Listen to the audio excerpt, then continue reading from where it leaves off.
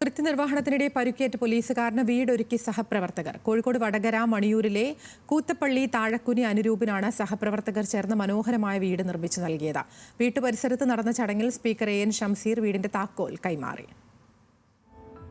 പാതി വഴിയിൽ നിലച്ച വീടെന്ന സ്വപ്നം യാഥാർത്ഥ്യമാകുമെന്ന് മണിയൂർ മുടപ്പിലാവിൽ സ്വദേശി അനുരൂപും കുടുംബവും പ്രതീക്ഷിച്ചിരുന്നില്ല. പേരാമ്പ്രയിലെ ജോലിസ്ഥലത്ത് വെച്ച് പോലീസ് പട്രോളിങ്ങിനിടെ വാഹനം മറിഞ്ഞാണ് അനുരൂപിന് പരിക്കേറ്റത്.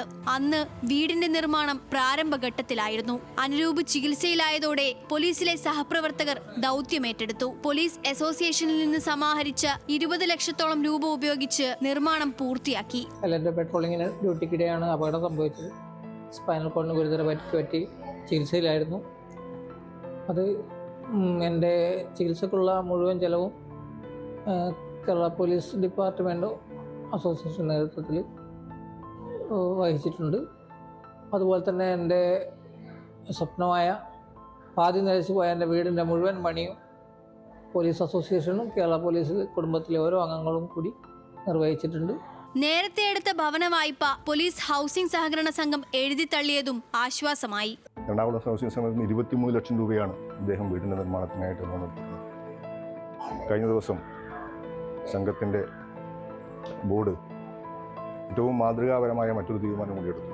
അദ്ദേഹത്തിൻ്റെ ലോൺ ബാക്കിയുണ്ടായിരുന്ന 20,42,532 രൂപ സംഘം ഏറ്റെടുത്തുകൊണ്ട് പൂർണ്ണമായിട്ടും ഒരു രൂപയുടെ പോലും ബാധ്യതയില്ലാത്ത വിധം ഈ വീട്ടിനകത്ത് സ്വസ്ഥമായി ജീവിക്കാൻ ആവശ്യമായ ഒരു സാഹചര്യം കേരളത്തിലെ പോലീസ് സംഘടനകളും ഹൗസിംഗ് സഹകരണ സംഘവും ചേർന്ന് ഒരുക്കുക എന്നുള്ളതാണ്.